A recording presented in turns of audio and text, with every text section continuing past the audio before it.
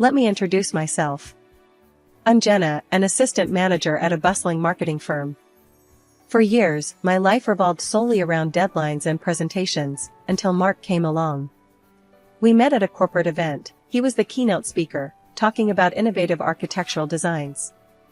He was confident, something that drew me in immediately, but what really caught me was his unassuming smile when he talked about his projects. A year after that meeting, I was not just attending another conference, but also planning a wedding. Mark proposed unexpectedly during a quiet dinner at home, a stark contrast to the public persona I first met. We married in a small ceremony, and I moved into the house he shared with his mother, Susan. Susan was a small woman with sharp features and an even sharper tongue.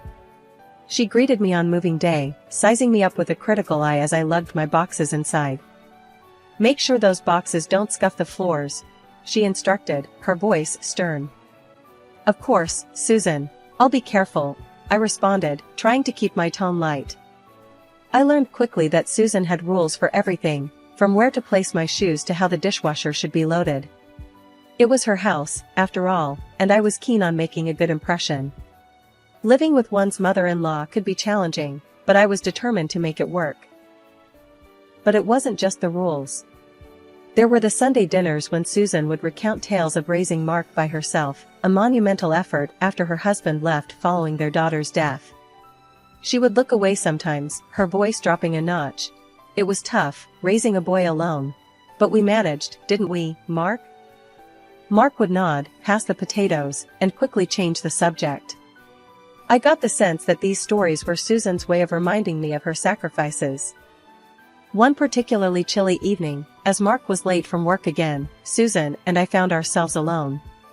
She was in the kitchen, stirring a pot of her famous beef stew, when I decided to join her, trying to break the ice. "Can I help with anything?" I offered. She glanced over her shoulder, then pointed at the salad. "Dress that. And don't drown it in vinegar like last time." Her words stung a bit, but I kept my smile. "I'll get it right this time." As I mixed the salad, Susan continued her monologue about the past. "Mark was always such a sensitive child. Needed more looking after than most boys. It's good you're here now. Maybe you'll manage better than I did," she said, her words a mix of hope and challenge.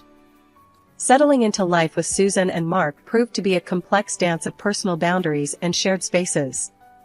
The early days were tough, with Susan watching every move I made around the house. But as time wore on, I started finding my rhythm, and oddly enough, it was the moments when Mark was away that brought Susan and I closer. One lazy Saturday afternoon, while Mark was out on one of his frequent business trips, Susan invited me to join her for coffee. The living room was cozy, a stark contrast to the cold formalness Susan usually exuded. "Sit down, Jenna. Coffee's almost ready," she called from the kitchen. "Thanks, Susan," I replied, taking a seat on the plush sofa, trying to make myself comfortable amid the embroidered cushions. Susan sat opposite me, her eyes studying me over the rim of her cup. "Mark tells me you're handling the new project at work," she said, her tone more curious than intrusive. "Yeah, it's a big one. Lots of late nights ahead," I responded, appreciating that she was making an effort to talk about something other than household chores. Susan nodded, then her expression shifted as she seemed to decide on something. "Jenna, I know we've had our, let's say, adjustments. But I want you to know, I'm glad he chose you." Her words took me by surprise. "Thank you, Susan. That means a lot." We sipped our coffee in a more comfortable silence than before, the air between us lighter. "Did Mark ever tell you about his sister?" Susan suddenly asked, setting her mug down. "No, not really," I admitted, curious about the family history Mark rarely mentioned. Susan leaned back, her gaze distant. "It was a hard time, losing her. Changed everything for us." "I can only imagine," I said softly, sensing the pain behind her words. Susan shook her head slightly. "You never get over something like that. But you learn to live, I suppose. That's why I've been hard on you. I needed to know if you could handle this family, with all its scars." Her honesty was unexpected but welcome. "I'm here to stay, Susan. I want to make this work, for all of us." She nodded, a ghost of a smile flickering across her face. I'm counting on it. Mark's father, he never got over it. Susan continued, looking into her coffee as though it held the past. He blamed me for our little girl's death. Said I should have been more careful, should have done something differently. But there was nothing I could have done, nothing to foresee. It tore us apart, and he left not long after. From then on, our relationship took on a new dimension. It wasn't perfect overnight, but there was a mutual respect forming. Evenings often found us in the kitchen together, where Susan would reluctantly pass me the salad bowl without a critical remark, where I would handle the delicate china with care without being reminded. Life at Susan's place settled into a routine, one that was comfortable in its predictability. I still put long hours at work, but now there was more to come home to. One particular evening, I discovered something that would change our lives forever. I was pregnant. The realization hit me like a freight train. I was going to be a mom. Excited and nervous, I bought a couple of those test kits, just to be sure. Each one confirmed what I already knew: our family was about to get bigger. I planned how to break the news to Mark, imagining a perfect, joyous moment. That night, when he came home from work, I had dinner ready, his favorite, spaghetti and meatballs. The table was set, the candles lit. I could barely contain my excitement. "Hey, babe, something smells good," Mark said, loosening his tie as he walked in. "Sit down, I've got news," I said, my voice trembling a bit with nerves. Mark raised an eyebrow, a smile playing on his lips. "Good news, I hope?" I nodded, handing him a small box I'd wrapped. Inside was the positive pregnancy test. "We're going to have a baby," I blurted out before he could open it. Mark's smile faltered. He paused, looking at the test, then back at me. "Wow, are we ready for this?"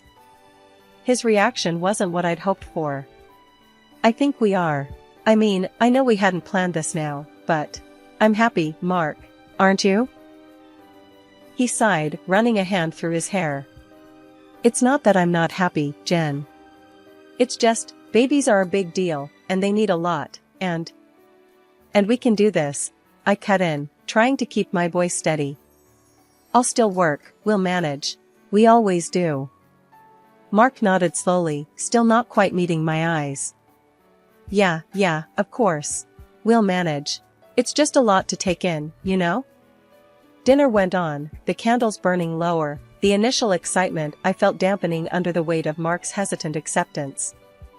It was clear we had a lot to talk about, a lot to figure out. The next day, after a night of little sleep and much thought, Mark handed me a list over breakfast. It was detailed, outlining everything he thought needed to be addressed before and after the baby arrived. I looked over the list. Separate bedrooms after the baby's born, schedules for nighttime feedings, budget adjustments. And all this should have been done only by me. "Mark, this feels like it's just my baby, not ours," I said, trying to keep the frustration out of my voice. Mark didn't respond immediately, his jaw tightening. "Well, of the two of us, you want this baby the most, so it's fair." That day, I didn't just confront the reality of becoming a mother, but also the complexities of how it would impact my relationship with Mark. It was clear that while this baby was a part of us, the path forward wouldn't be without its challenges. As my pregnancy progressed, the atmosphere at home took on a subtle shift. I'd expected joy, or at least a growing sense of shared anticipation, but instead, there was an undertone of tension, particularly from Susan. It felt like every time I caught her eye, there was a flicker of something, discomfort, maybe even disapproval.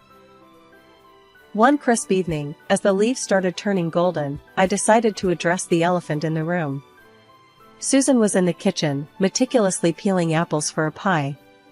The silence between us had grown too loud to ignore. "Can we talk?" I asked, leaning against the kitchen counter, trying to keep my voice light. Susan glanced up, her hands pausing for a moment. About how things are with us, since the baby news," I said. Susan put down the peeler, wiped her hands, and sighed. "Jenna, it's nothing personal. I'm used to how things are around here. I nodded, understanding her more than she realized. I get that, Susan. But things are going to change. It doesn't mean it has to be bad. Susan resumed her peeling, a bit more forcefully. Changes aren't always for the better. As the weeks went on, Susan seemed to adjust to the idea of the baby. When my belly had obviously grown large, one afternoon she commented, "I'll be around to help with the baby. It'll be good having a little one in the house again." "That's great to hear, Susan," I said, a bit relieved, but then added, "You know, it's a girl." The change in Susan's face was immediate and stark. "A girl," she repeated, her voice flat. "Yeah, a girl," I confirmed, feeling a sudden chill. Susan looked away, her voice cold. "I don't like girls." The air felt heavier, denser. "Well, she's still your granddaughter," I said, trying to keep my voice steady. Susan didn't respond, just continued with her cooking, and I knew that whatever semblance of peace we'd found was on shaky ground. As we moved through the weeks, Mark's demeanor also shifted. His work became busier, or so he said, leaving me alone most evenings and weekends. His absences were a stark contrast to the early days of our marriage, filled with long conversations and shared meals. Now, I was lucky if we spent a few hours together on Sundays. As my due date approached, I found myself often alone, wondering how our small, soon-to-be family could feel so disjointed.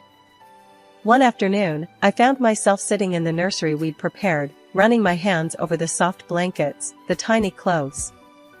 This room, filled with all the things a baby could need, felt like the only place that was ready for her arrival. The day Ava was born was the most transformative day of my life.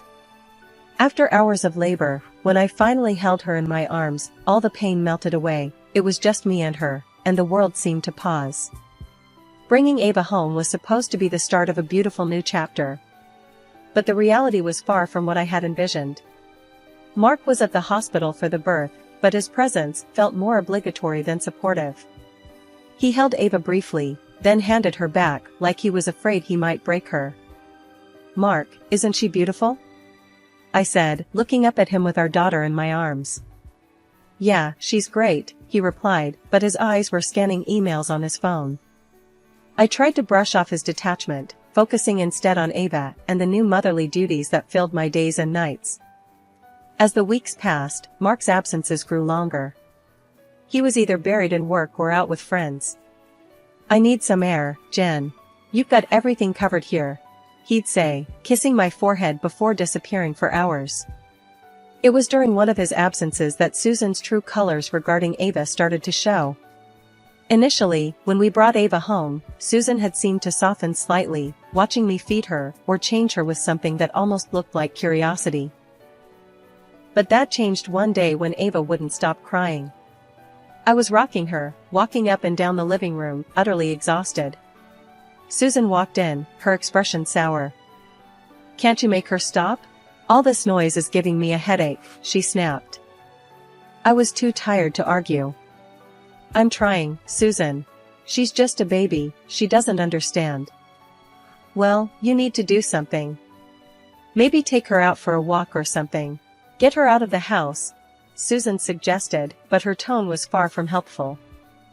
As the weeks turned into months, the situation at home grew tense.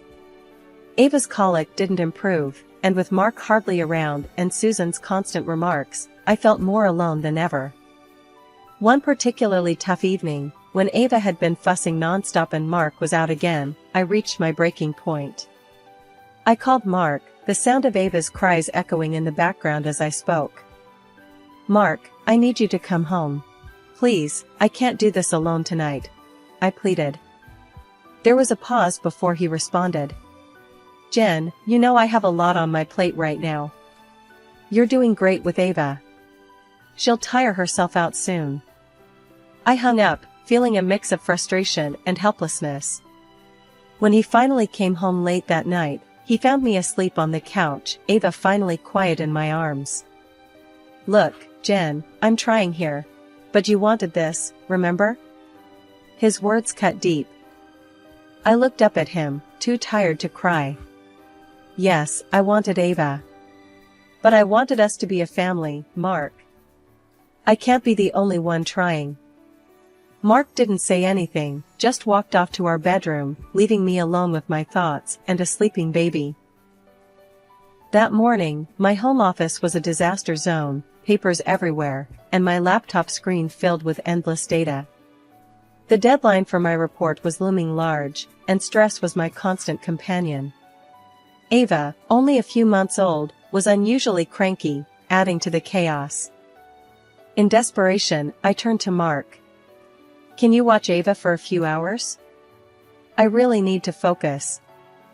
Mark, looking as if he'd rather be anywhere else but here, pulled out a crumpled piece of paper from his pocket and pointed at it.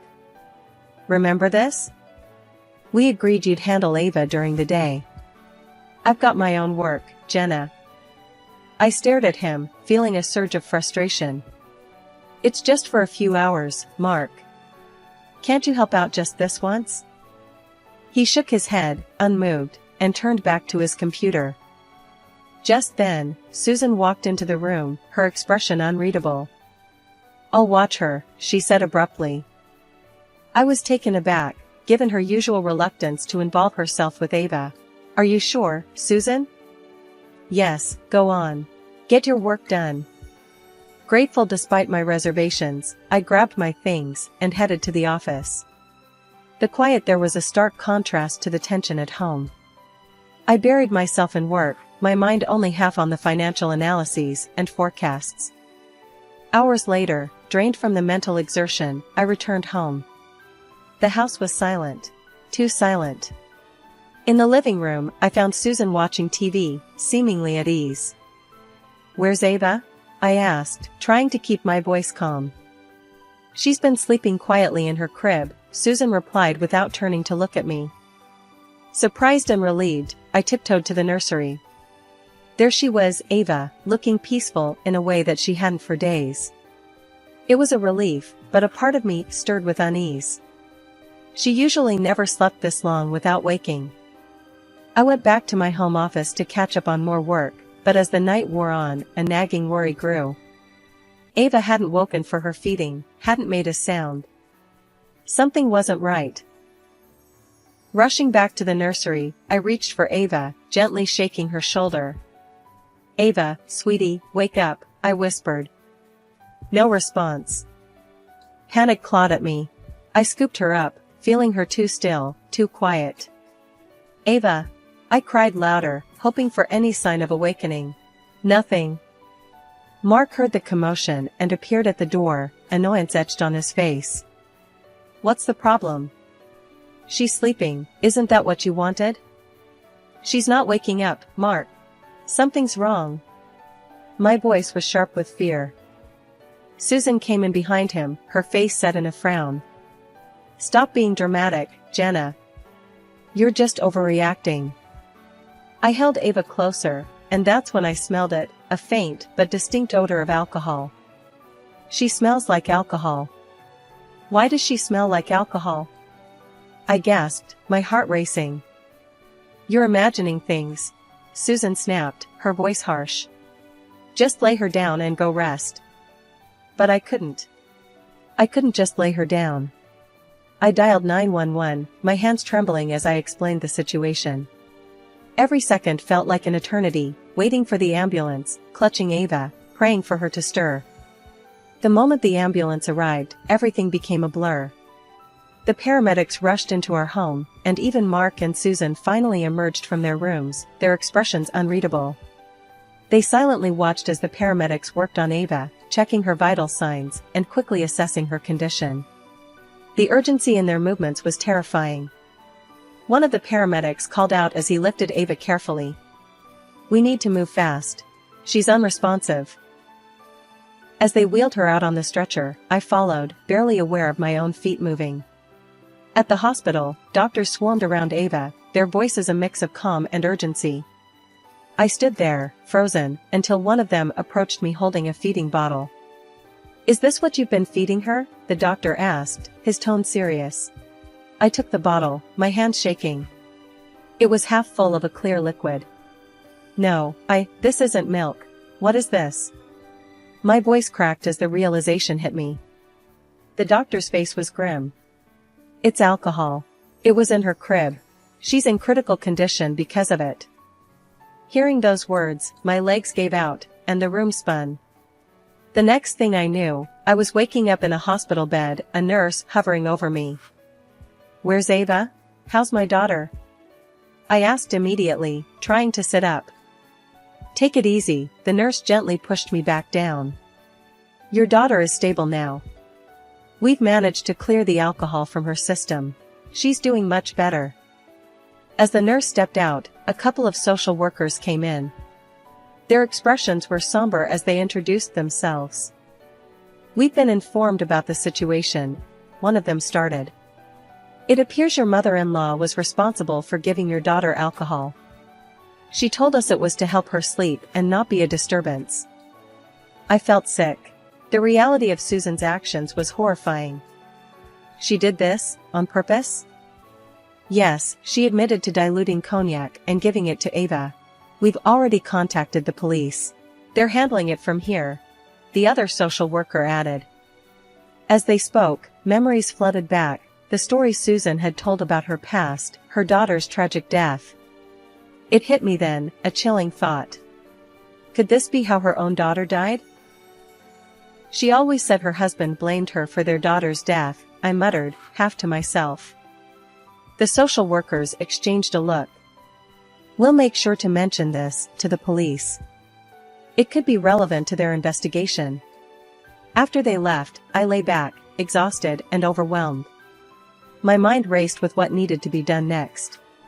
It wasn't just about recovering from this nightmare, it was about protecting Ava from ever experiencing anything like this again. When Mark came to visit, his face pale, he looked like he was about to speak, but I cut him off. "How could you not see what was happening? She was under the same roof as us, Mark." I didn't know," he stammered, looking away. "I'm sorry. I should have been there more. I should have seen." "Sorry isn't enough, Mark, I want to get a divorce," I said firmly, my resolve hardening. It was about taking action, making sure our daughter never had to suffer like this again. After everything that happened, going back to the house I once shared with Mark was out of the question. Ava and I moved in with my parents for a while as I sorted things out. During that time, I filed for divorce. It was a tough decision, but necessary for our well-being. The court proceedings were draining. In the end, Susan was sentenced to a short term in prison. They could not prove Susan's guilt in her daughter's death, and had to pay a hefty financial compensation. Mark was ordered to pay child support. It wasn't about the money, though, it was about ensuring Ava's future was secure. A few months later, I bought an apartment. It was small, but it was ours, a sanctuary for Ava and me. We decorated it with bright colors and filled it with laughter and new memories. It was during this time of rebuilding our lives that I received an unexpected visitor. Mark's father, Greg, came by one afternoon. I hadn't seen much of him over the years, but he was always kind and had a gentle manner. His visit was a surprise, and honestly, a bit unsettling at first. "Jenna, I hope it's all right that I stopped by," he started, his hat in his hands, a nervous habit. "Of course, Greg. It's good to see you," I said, leading him into the living room. "Would you like some coffee?" As I brewed the coffee, Greg's purpose for visiting became clear. He wasn't just here to exchange pleasantries. "Jenna, there's something important I need to tell you," he said, his voice heavy with seriousness. "Susan, she did the same thing to her that she did to Ava. I've always suspected it, but I couldn't prove anything." His confession stunned me. The patterns of the past mirroring the present were chilling. Greg's next words were unexpected. "I've decided to bequeath my estate to Ava. She deserves a secure future, one that's not overshadowed by the mistakes of her grandmother." I was taken aback by his generosity. "Greg, that's incredibly kind of you. Ava is lucky to have you." As Ava toddled into the room a few moments later, Greg's face lit up with a joy that was pure and heartfelt. Watching them together, I felt a sense of peace. Despite the turmoil, here was a bond that remained unbroken, a connection that could bring healing. With Greg's support and the new life Ava and I were building, the future looked brighter. I continued to work from home, balancing my career with being a full-time mom. Each day was filled with small achievements and large milestones, and I cherished them all,